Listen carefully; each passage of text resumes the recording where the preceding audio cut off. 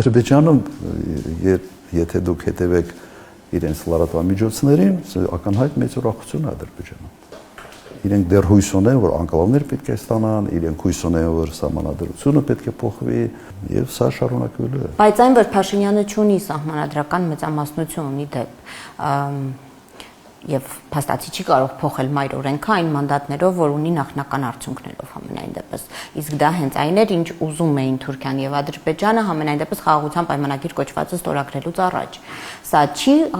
խառնում նաեւ նրանց Բաքվի եւ Անկարայի խաղակրթեր։ Իրենք կարող են էլի սпасել։ Իրենց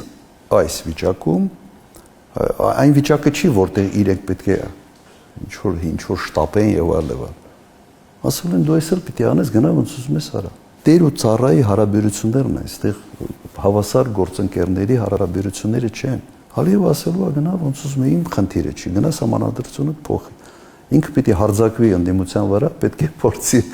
պետք է փորձի, այսպես ասենք, իր այդ պարտավորությունը կատարել եւս շարունակելով ճնշումները։ Եվրոպացիներին կասեն, դե ինչ անեն, պետք է ճնշեն, նրանք աչք կփակեն այդ ճնշումների վրա, այն մոդելով շանորդի է, բայց մեր շանորդին է, այդ մոդելով շարժվեն, այսպես է, աշխարհը դաժան է, ասենց ռոմանտիկ պատկերացումները աշխարհի մասին ուղղակի սխալ պատկերացումներ են։